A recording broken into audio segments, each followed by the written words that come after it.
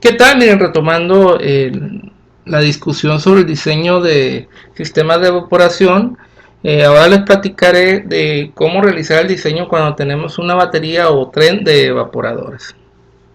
Aquí es importante mencionar que dentro del argot de la ingeniería química, cuando el sistema solamente es compuesto por un solo equipo, se le llama evaporador de simple efecto. Si el sistema está compuesto por más de un equipo, pues lo denominaremos de múltiple efecto. Y generalmente, si es de tres evaporadores, se le llama triple efecto, doble efecto. Se usa este lenguaje, ¿no?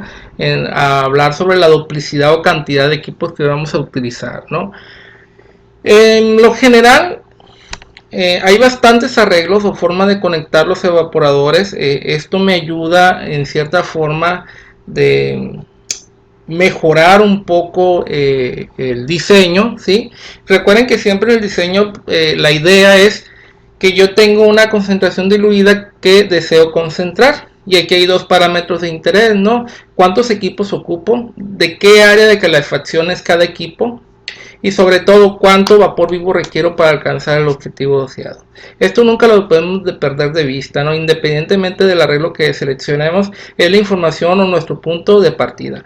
Claro, no menos importante son las presiones en el interior del recipiente, porque eso también me requiere el diseño de un condensador, ¿sí? Dentro de esta batería o tren de evaporadores. Generalmente los evaporadores se etiquetan con número romano de izquierda a derecha y siempre, porque es la forma en que se ha establecido, en el evaporador 1 romano es donde se utiliza el vapor vivo. Y el último evaporador, de acuerdo al tamaño del tren, es el vapor que va directamente al condensador. Vean, tengo dos arreglos, directo, contracorriente, y en ambos el vapor vivo se introduce en el evaporador 1 y en ambos el vapor que sale en el último unidad va directamente al condensador.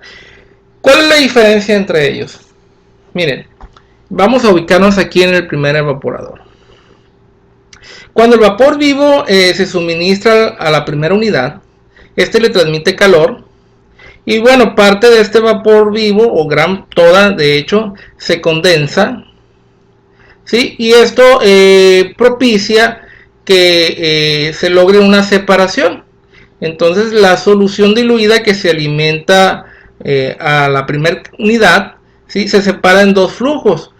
Uno que es un flujo de vapor generado y otro que es una corriente de concentrada, más concentrada de absoluto de interés que la alimentación misma. Bueno, tanto el vapor generado como la solución concentrada se alimentan al segundo efecto, obviamente que ya no hay contacto directo. El vapor generado se introduce ahora dentro de la calandria, mientras que la salida de la primera unidad se vuelve la alimentación de la segunda unidad. De nueva cuenta, este vapor, el obtenido de la unidad 1, le transmite calor al interior y esto logra la separación de nueva cuenta del interior del fluido dentro del equipo, ¿no? Generando otra vez dos corrientes, ¿no? Otro flujo de vapor que proviene de la unidad 2 y una solución ahora más concentrada que la obtenida en la unidad 1. Y así sucesivamente, ¿no? Ambas se alimentan por diferentes entradas. El vapor generado de la unidad 2 ahora entra a la calandria de la unidad 3 y la salida de la unidad 2 se vuelve la alimentación de la unidad 3. Bueno, aquí nunca hay que perder de vista algo muy pero muy importante. El vapor vivo generalmente se suministra relativamente a alta presión. No me estoy refiriendo a alta presión así como ustedes lo manejaron en los ciclos de generación de potencia. Alta presión me refiero a 2 atmósferas, 3 atmósferas. Y aquí es muy importante entender que el vapor generado de la unidad 1 va a estar a una presión menor que el vapor 1. Esto quiere decir que este vapor, cuando se introduce a la unidad 1, yo debo de generar condiciones de vacío en el recipiente 2, porque recuerden que tanto este vapor de la unidad 1 como la salida de la solución concentrada de la unidad 1 están a la misma temperatura. Entonces, si yo los pusiera a través de un contacto indirecto por la calandria, pues no habría transferencia de calor, dado que estarían a la misma temperatura. Pero ocurre que cuando este flujo se alimenta en la unidad 2, la presión en el interior del recipiente, ¿sí?, pues es mucho menor que la que tenía originalmente. ¿Esto qué ocasiona? Esto me ocasiona que el punto de ebullición dentro del recipiente disminuya. Ojo, la temperatura del vapor generado no va a disminuir porque está en contacto directo. Este va por dentro de la canastilla o la calandria del sistema. Entonces, ahora sí yo voy a tener un gradiente de temperatura real, ¿sí?, que a mí me va a permitir mantener la transmisión de calor. Lo mismo va para todas las unidades. ¿Esto qué quiere decir? Que la presión de los recipientes, ojo, no del vapor vivo, en el interior de los recipientes debe ir disminuyendo de izquierda a derecha, ¿no? Y bueno, en caso del sistema contracorriente, pues su nombre ya lo indica, ¿no? La alimentación va a ser por el último efecto. Esto a mí me va a generar dos corrientes, una de vapor, ¿sí?, que va directamente ya al condensador, y una de salida que va a ser la alimentación del penúltimo efecto. Y de nueva cuenta esta me va a generar dos corrientes, una de vapor que ahora alimenta el efecto de la derecha, pero la salida alimenta al efecto de la izquierda. Aquí es muy importante también cuidar estas diferencias de temperatura. Tenemos que garantizar que siempre hay una diferencia de temperatura. ¿De qué manera? Nunca hay que perder de vista que el vapor, la temperatura del vapor que va a calentar cada unidad debe estar por encima de la temperatura de ebullición del sistema. Si yo no logro esa diferencia, pues no voy a promover la transmisión del calor. Entonces esto no se tiene que perder de vista dentro de los cálculos, porque miren, estamos acostumbrados a automatizar todo y nunca andamos revisando esas pequeñas diferencias. Los cálculos nos pueden llevar a arrojar alguna área de diseño, pero imagínense que tuviéramos que esta diferencia es negativa y aún así el cálculo global, sin poner atención a cada etapa del diseño, nos diera un área positiva. Creeríamos, ¿no?, que esa es una respuesta válida. Entonces esto me gustaría que siempre lo tomaran en cuenta. Siempre, si lo van a hacer en una hoja de Excel, deben de poner algún indicador. Excel tiene tantas herramientas. Por ejemplo, yo recuerdo que cuando trabajo mis calificaciones, yo le digo a la columna, si la calificación es por debajo del 6, que la celda se pinte de rojo. Si es arriba del 6, que se pinte de verde. Entonces esto se puede realizar también en Excel, que Excel a través de un condicional cambia alguna característica de la celda, y aunque sepamos que la hoja de Excel puede automatizar los cálculos, esto nos va a de manera visual saber si todos están dentro del cumplimiento de las leyes de la termodinámica. Bueno, vamos con los sistemas mixtos. Ok. ¿Por qué se llaman sistemas mixtos? Es porque una parte es a contracorriente y otra parte es en paralelo. Aquí la alimentación mixta, lo que se tiene que hacer es indicar el orden en que se alimenta. Por ejemplo, esta es la alimentación mixta 2, 3, 4, 1. Quiere decir que la alimentación fresca va a entrar al equipo 2, a la unidad 2. De la unidad 2 va a pasar a la unidad 3, de la 3 a la 4 y de la 4 a la 1. Vean que el vapor vivo y el flujo de vapor hacia el condensador están en izquierda y derecha respectivamente. Otra alimentación, bueno, este es un sistema en paralelo, ¿sí? Ojo, volviendo a la alimentación mixta, podemos tener cualquier ronda de valores. Esta es la 2, 3, 4, 1, puede ser la 3, 4, 1, 2, pero nunca dejando de perder esa diferencia de temperatura que les he comentado. Esta es una alimentación en paralelo. Y aquí lo que vemos es que la alimentación del producto se subdivide, ¿no? Se subdivide en cada uno de los efectos. Ok, aquí vamos dándole seguimiento. Ok, esta es la bomba de alimentación, medio rara, la pusieron rotada a 90 grados hacia la izquierda. Vean, aquí está una entrada. Déjenme poner la manita, aquí está. Aquí hay una entrada. Aquí hay otra entrada, aquí hay otra entrada y aquí hay otra entrada. Ok, ahí veo yo la alimentación correspondiente. ¿Qué más veo? Veo que el vapor vivo entra en la unidad 1, genera un vapor que es la que calienta la unidad 2, este 2 a la 3 a la 4, y veo diferentes salidas, ¿no? Veo la salida de la unidad 1, 2, 3, 4, todo con su respectiva bomba, y obsérvese que todas se suman en un solo producto. Esto también es válido. Y bueno, hay veces, ocasiones que no es posible diseñar un intercambiador tan grande por cuestiones de espacio, o también recordar que un recipiente entre más grande, pues los calibres de los espesores de las paredes tienen que ser mayores, ¿no? A veces hay un límite natural que se tiene que imponer, y esto, bueno, nos va a evitar tener un solo equipo, ¿no? Y tener que recurrir a tipo de alimentación en paralelo.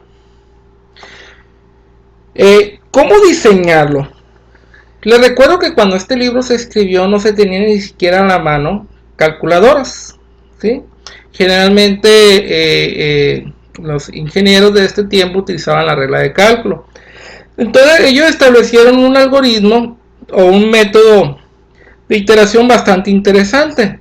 Para ellos acuñaron un concepto bien interesante que se llama diferencia útil de temperatura. ¿Qué es la diferencia útil de temperatura? Si el evaporador es de un simple efecto, yo nomás ocupo lo siguiente. Ocupo la temperatura de condensación del vapor vivo. Ojo, el vapor vivo es el que alimento a través de la calandria. Yo ocupo la temperatura de ebullición, pero aquí es bien importante, la del líquido a las condiciones de la presión de la cámara. Recuerden que si hay elevación del punto de ebullición, esta me va a afectar.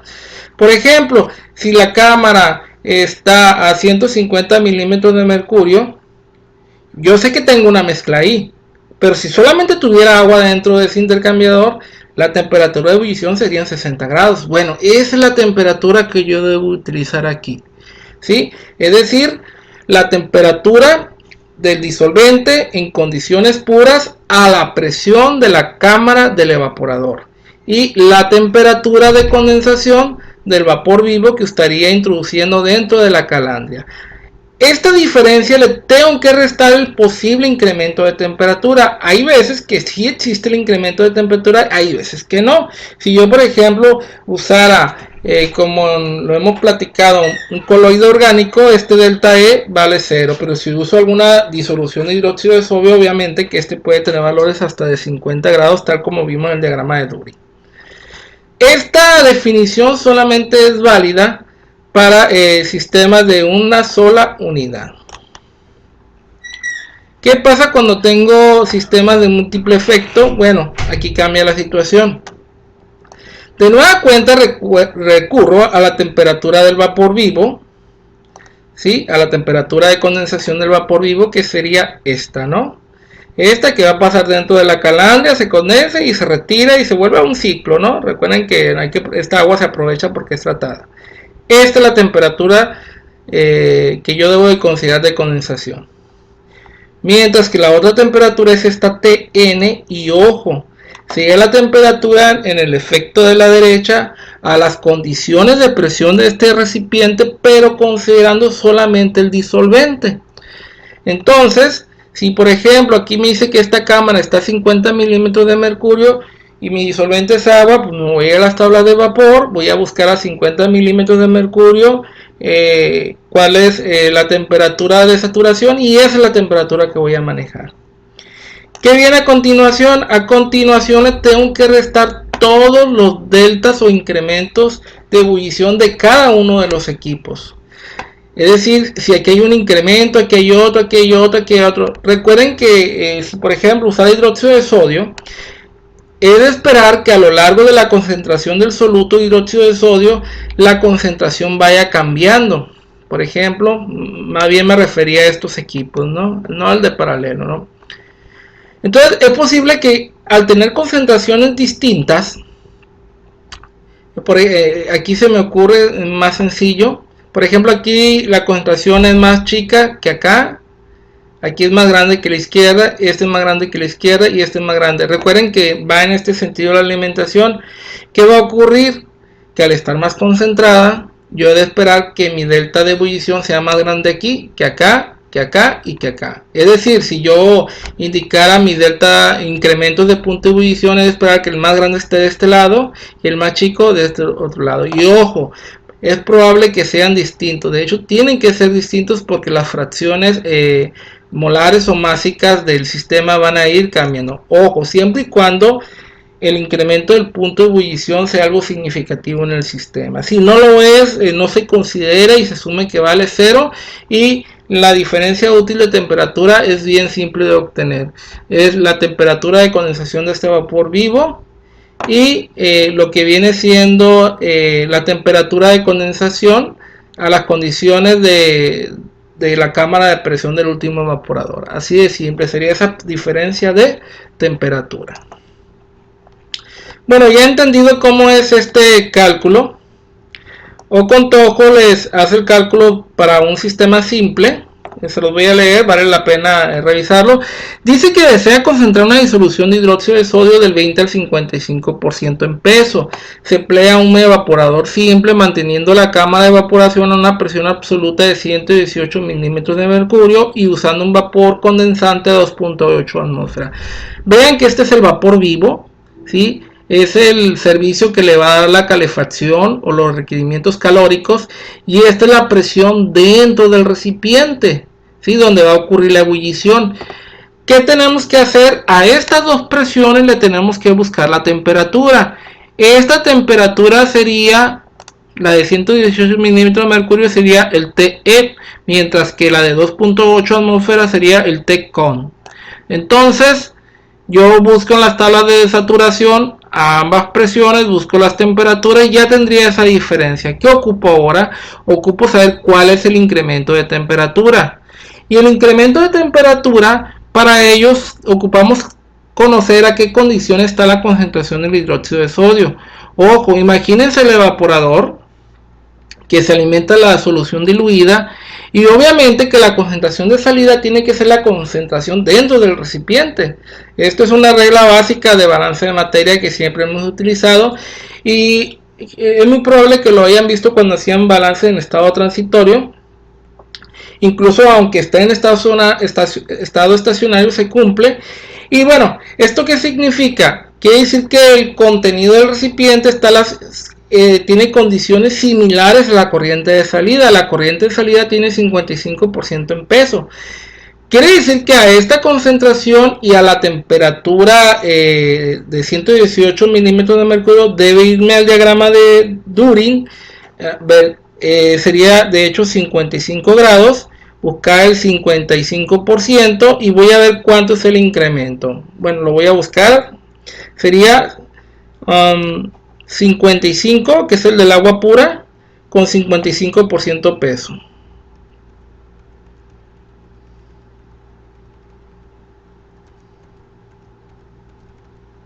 Aquí está, un aproximado, 55, aquí voy a la mitad, y más o menos llego aquí, y vean, esta mezcla herviría a 110. Pero les recuerdo que el 55 es el punto de partida, quiere decir que el incremento es de 55 grados, aproximadamente, ¿no?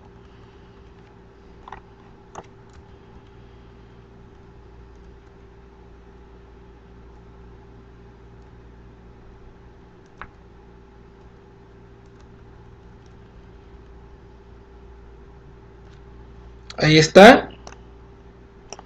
Vean, a dos temperaturas, y bueno, fueron más estrictos, ¿no? Dijeron que el incremento era de 55.5, aquí usamos una regla. Y que observamos que la temperatura útil de este sistema es de 20 grados centígrados, ¿no? Realmente era de esperar, porque el interior, pues realmente ya vimos, va a estar alrededor de 110 grados, el vapor vivo va a estar a 130, y en un solo equipo yo lo único que voy a ver es que hay una verdadera diferencia de temperatura de 20 grados centígrados. ¿Qué pasaría si tuviéramos más efectos? Por ejemplo, un sistema de doble efecto, y me indicaría lo siguiente, que el primer efecto estuviera a 600 milímetros de mercurio y el segundo a 118. Bueno, primero, tengo que entender que las concentraciones de los efectos tienen que ser diferentes, porque obviamente que la idea es ir concentrando el material. Bueno, aquí para tratar de llegar a un valor aproximado vamos a creer que toda el agua evaporada se evapora de la misma manera entre los dos efectos, algo que no es cierto. Pero vamos a suponerlo por salud del cálculo, y si ustedes hacen un balance de materia, ustedes van a encontrar que este sistema ocupa evaporar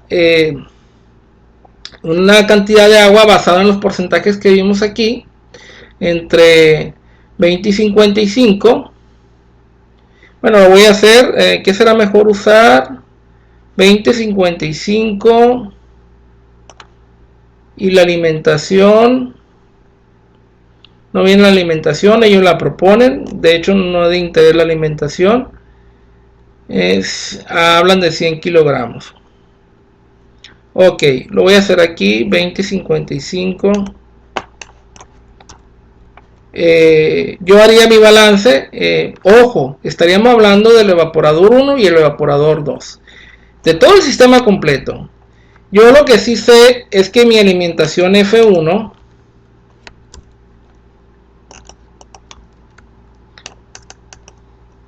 tiene que multiplicarse por la fracción de la alimentación F,1.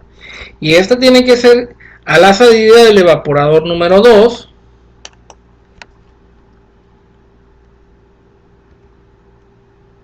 Multiplicado por la fracción de salida del evaporador número 2. ¿Yo qué conozco? Bueno, yo conozco las concentraciones.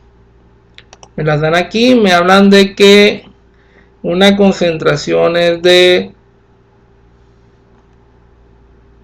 20,55. Ok, es lo que voy a hacer. Entonces esto sería 100. Esto sería 0.20. Y esto sería 0.55. En pocas palabras, lo que yo tengo que hacer es despejar S2.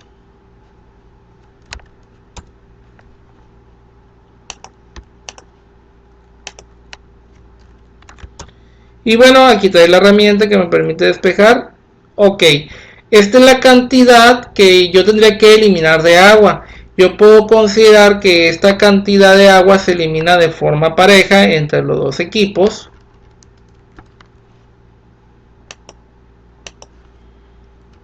Y la cantidad de agua que yo debo de remover es 18,8.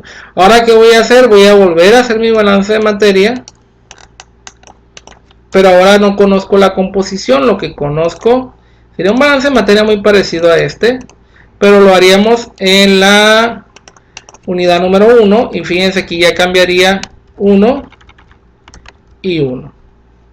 Ahora esta cantidad, fíjense, bien importante, es la diferencia, ¿no?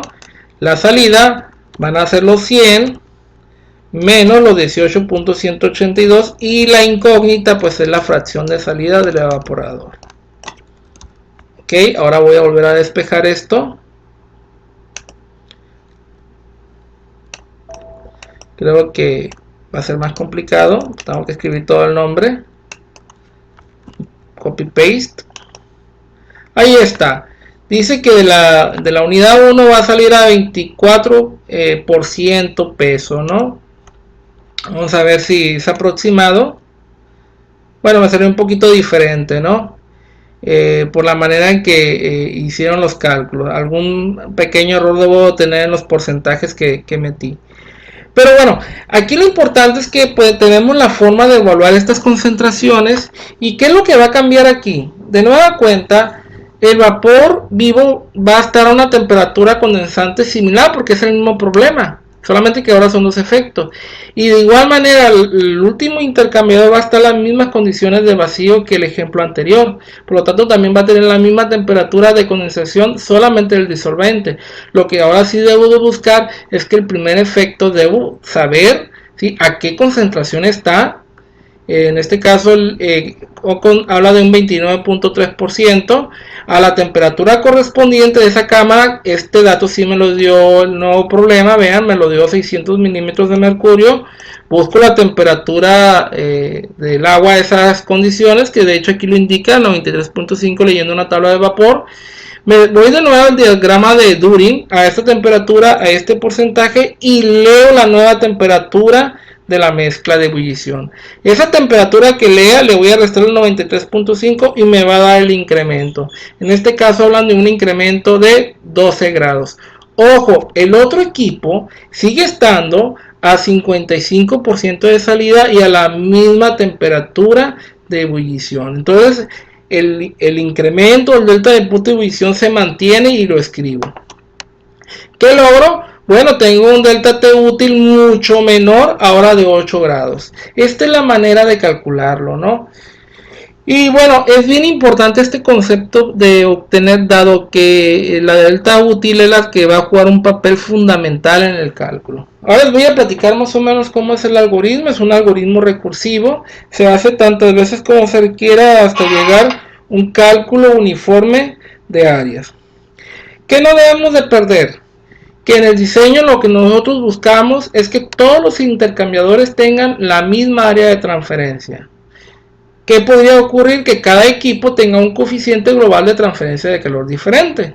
Bueno, el primer paso que debemos de seguir, ya decidido cuántos efectos y qué arreglo vamos a utilizar, es hacer un balance de materia global y saber cuánta agua tenemos que remover.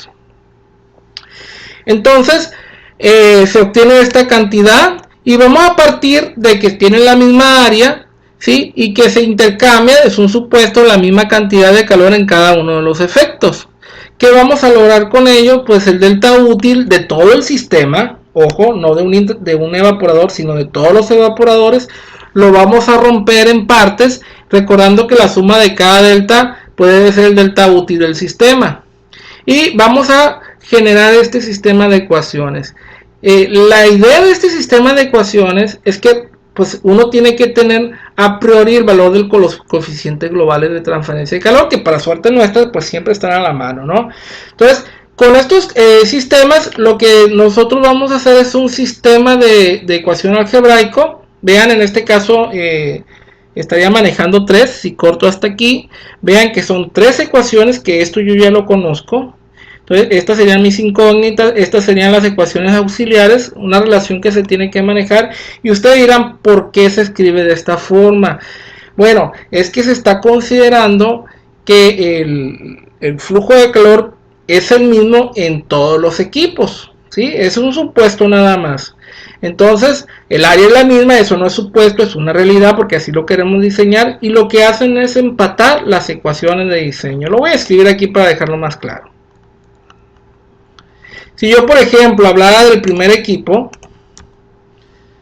estaría hablando, para la primera unidad, estaríamos hablando de un flujo de calor 1, que sería igual al coeficiente global de transferencia de calor del equipo 1, multiplicada por el área. Aquí no hay necesidad de escribir área, porque es la misma área para todos los intercambiadores, por el delta T de ese equipo, del equipo número 1. Bueno, lo mismo sería para el otro equipo, para el equipo número 2.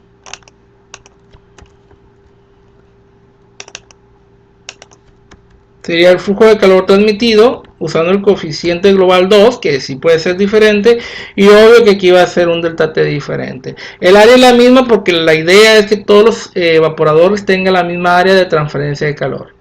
Bueno, aquí viene lo interesante del supuesto. El supuesto que todos los sistemas tienen la misma área de transferencia de calor.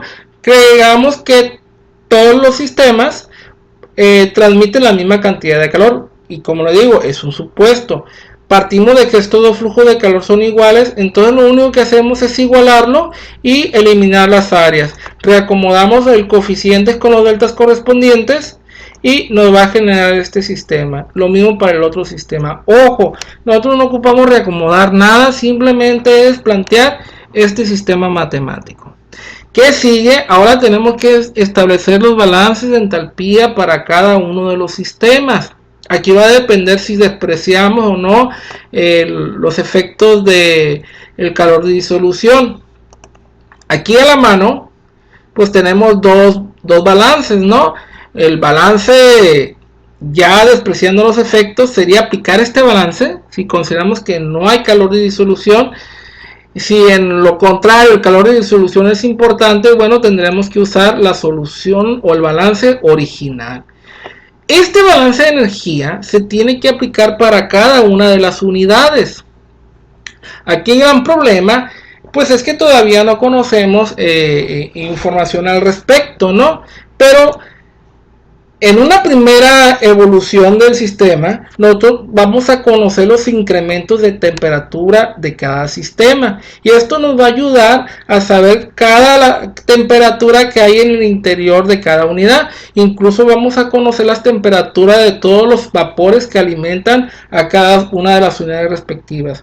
Estas entalpías obviamente que no están bien. Y no lo están bien porque este es un cálculo aproximado. Bueno, se plantean los balances de energía y hay que calcular los flujos másicos que son incógnitas, ¿no? ¿Cuáles son los flujos másicos incógnitas? Pues son la verdad bastantes, ¿no? Generalmente son los calores, los flujos de vapor generado en los domos.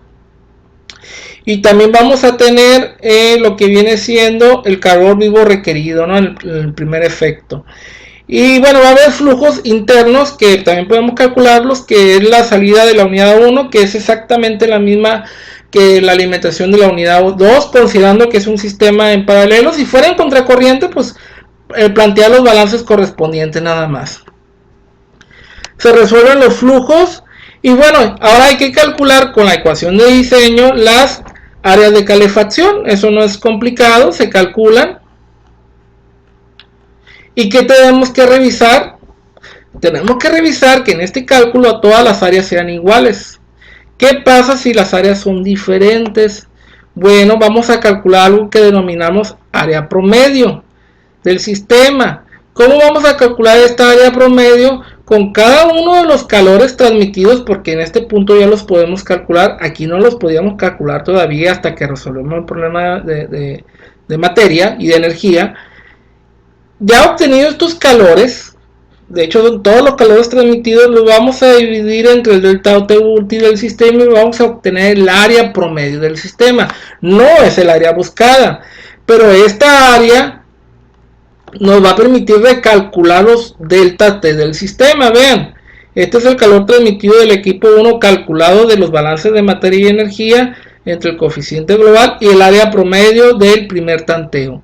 Se recalculan estos delta T y de nueva cuenta, ¿sí? Se vuelven a plantear nuevos balances de materia y energía, se calculan las áreas correspondientes, se revisan si son iguales. Si son iguales se detiene el algoritmo, si no hay que volver a hacer todo el procedimiento, volver a calcular una área promedio y reajustar los deltas T del sistema. Aquí viene un ejercicio, es un evaporador de doble efecto, ¿sí? Lo primero que hacen es el balance global y ellos se apoyan mucho con esta pequeña tablita, ¿sí? Y fíjense que al apoyarse con esta tablita, ellos pueden de alguna manera evaluar las diferencias de temperatura y así saber qué temperatura hay cada efecto.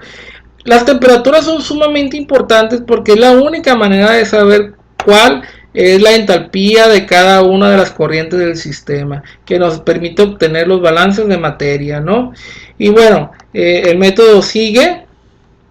Bueno, se los voy a explicar un poquito más a detalle para que se logre entender. Quería ir muy superficial, pero creo que vale la pena revisarlo.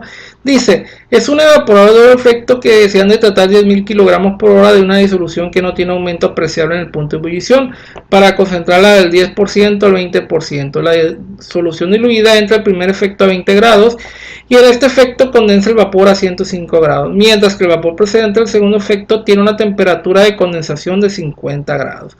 Los coeficientes integrales de transmisión son 1800 y 1500 kilocalorías por metro cuadrado hora grados centígrados. Los calores específicos pueden considerarse igual a la unidad para todas las concentraciones. Aquí me está indicando que son iguales a los del agua. Y ya me pide toda la información del sistema, ¿no? Temperaturas, presión de vapor, cantidad de agua evaporada, cantidad de disolución que sale el primer efecto, las áreas de superficie de cada efecto, suponiendo que son iguales como lo hemos comentado, la cantidad de vapor vivo que requiero y lo que viene siendo la economía del sistema. Bueno, no batallan, aplican la tabla tal como lo vimos para un solo efecto, solamente que aquí lo aplican para el sistema global. Y ellos llegan a la conclusión que entre todo el sistema ellos tienen que remover 5.000 kilogramos, ¿sí? Para llegar a una concentración del 10 al 20%, tomando una alimentación fresca de 10.000 kilogramos por hora. Bueno, como tenemos información, de hecho nos la da el problema, nos dice que el vapor vivo, lo pueden revisar aquí, está a 105 grados. ¿Qué ocupamos? Ocupamos la temperatura de condensación del agua en el último efecto, que es el efecto número 2. Y en este caso estaríamos hablando, por aquí debe estar.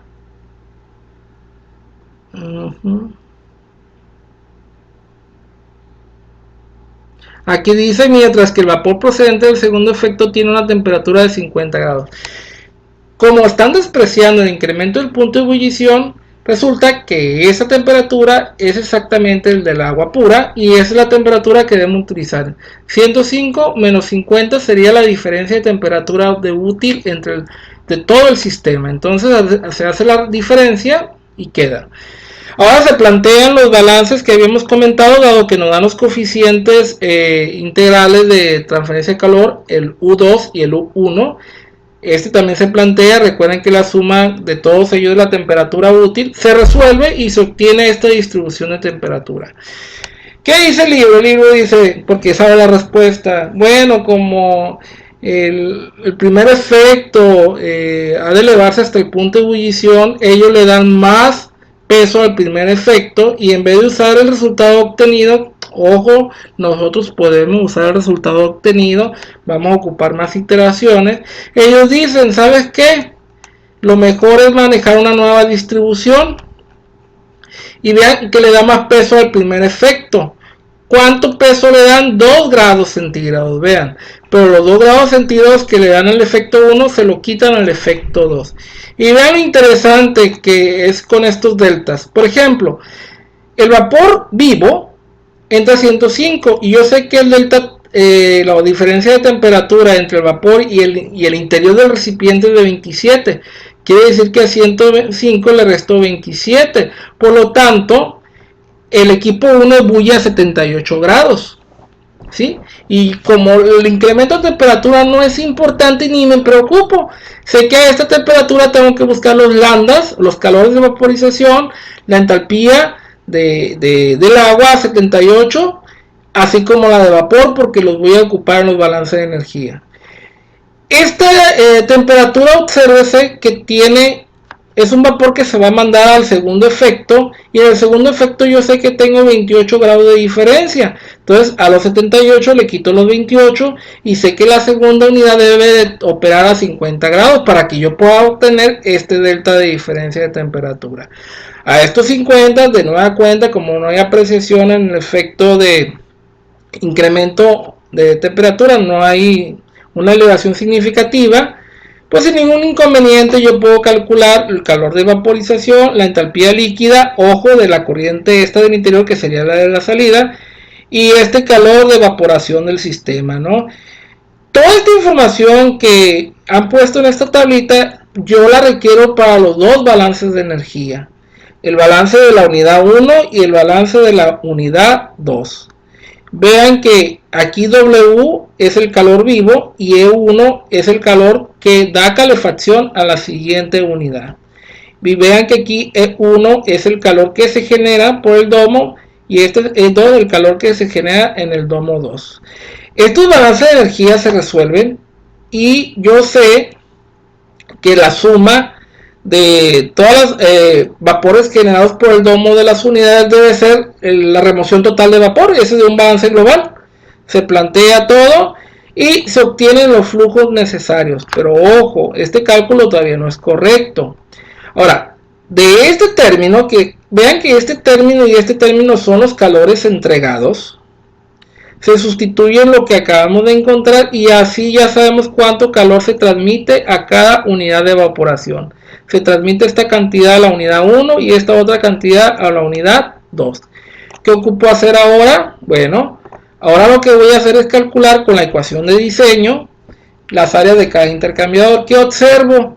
Pues ya tengo los calores transmitidos, los coeficientes son datos entregados y los delta T1 y T2 son los datos que yo de alguna manera incluso ajusté para evitar hacer más iteraciones. Se calculan las áreas y encontramos que las áreas son diferentes. ¿Qué hacemos ahora? Bueno, agarramos cada calor de cada equipo y lo dividimos entre su respectivo coeficiente integral y hacemos la suma de todos ellos. Y lo dividimos entre el delta T de todo el sistema, el delta T útil que hayamos dicho que era de 55 grados. Obtenemos el área promedio y reajustamos el área promedio con la fórmula que teníamos arriba, que básicamente es agarrar Q1 entre U y dividirlo entre el área promedio, y ahora corregimos los deltas T. Ok, con estos deltas T, ahora lo que tenemos que hacer es volver a construir esta tablita con esos nuevos deltas T que están viendo. Por ejemplo, aquí ya no iría 27, aquí iría 30 y 25. Ok. Este ya no sería 27 y este no sería 28. Entonces serían 30 y 25. Estas temperaturas cambiarían. Tendría que volver a hacer lectura de estos números. Volver a plantear los balances de energía. Resolverlos. Calcular los calores transmitidos. Volver a usar la ecuación de diseño. Revisar las áreas. Poner una cota para decir que tanto es diferente.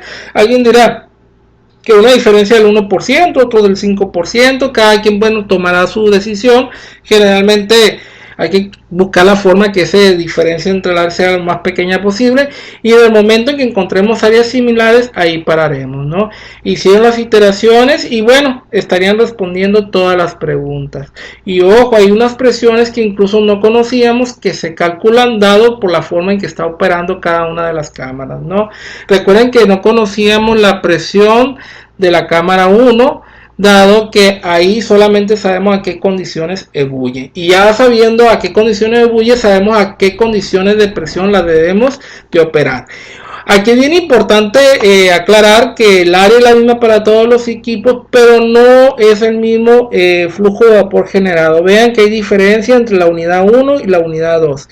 Y bueno, la economía es todo el calor generado, ¿sí?, de todos los domos, dividido entre el flujo de vapor vivo, el que se alimenta la unidad 1.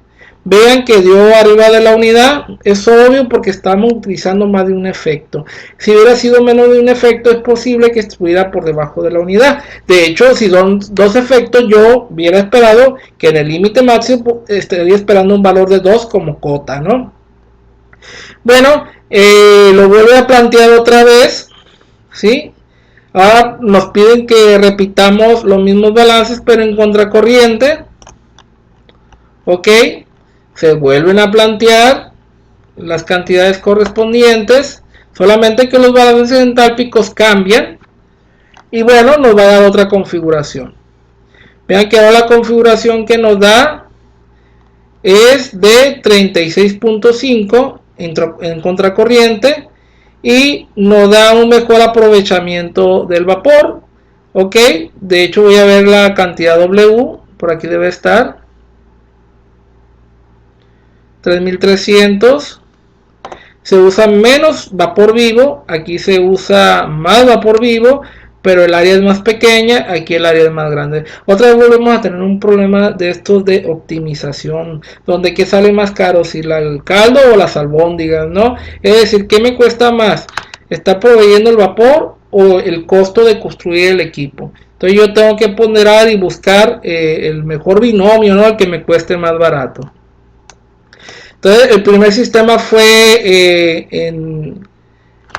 en paralelo, este es en contracorriente y se hacen los mismos cálculos, ¿no? Y bueno, la cosa se complica cuando hay que considerar los incrementos de temperatura. No les voy a leer el programa completo, me voy a ir a la tabla de interés. Aquí hay una tabla muy interesante. Primero, fíjense que no importa de qué problema se trate. Aquí lo importante es que en esta tablita, vean, hay tres efectos. El primer dato es el vapor vivo. y luego yo pongo el delta T de diferencia. Entonces, si yo al vapor vivo le resto el delta T, yo sé la temperatura de ebullición.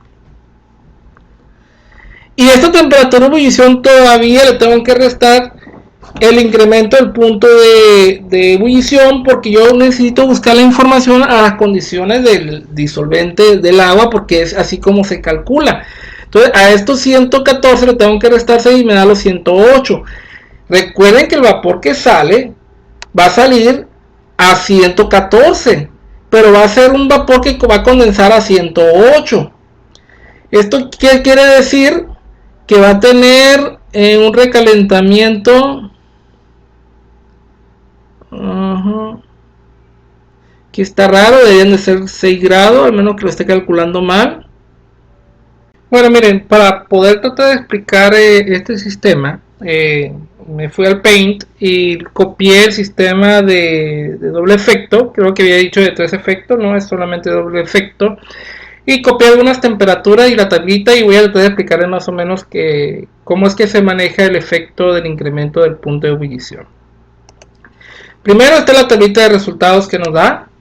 Y bueno, me dice que el vapor vivo entra a 128 grados. Perfecto. Aquí entra, es un vapor saturado que entra a 128 grados centígrados.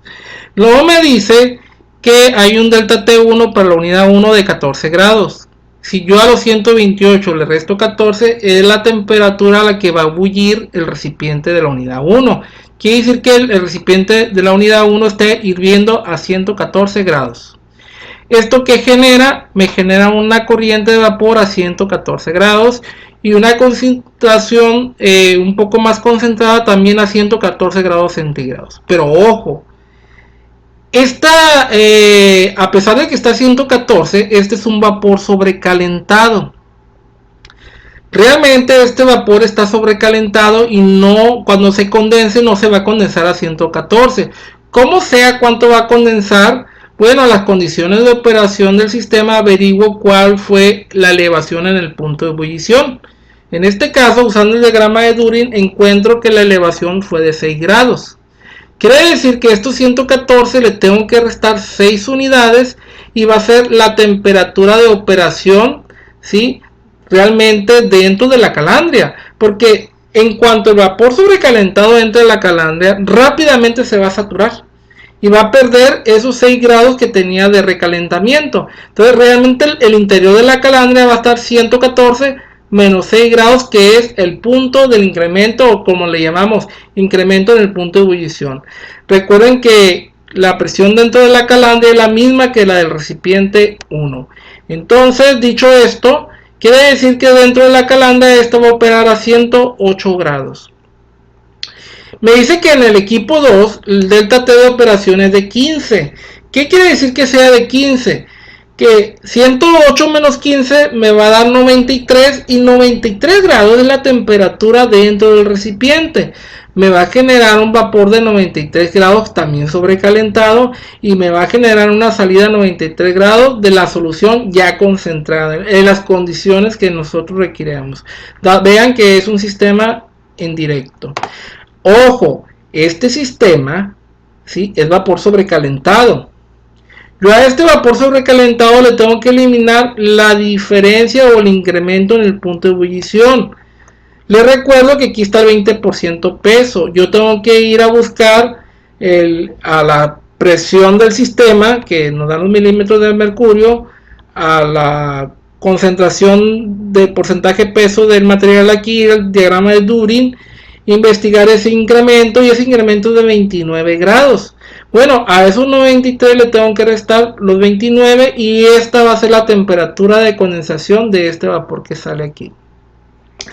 Y bueno, la alimentación, pues esta es una temperatura que yo no la calculo, es un dato que me tienen que entregar al momento de hacer el diseño. Me hablan de 50 grados. Ahora, me gustaría aclarar un detallito que sí me generó confusión a mí. El problema es que no nos manejan unidades. Por ejemplo, este lambda que ven aquí son los calores de vaporización que fueron calculados. Este, por ejemplo, fue calculado a 128 para agua pura, obviamente.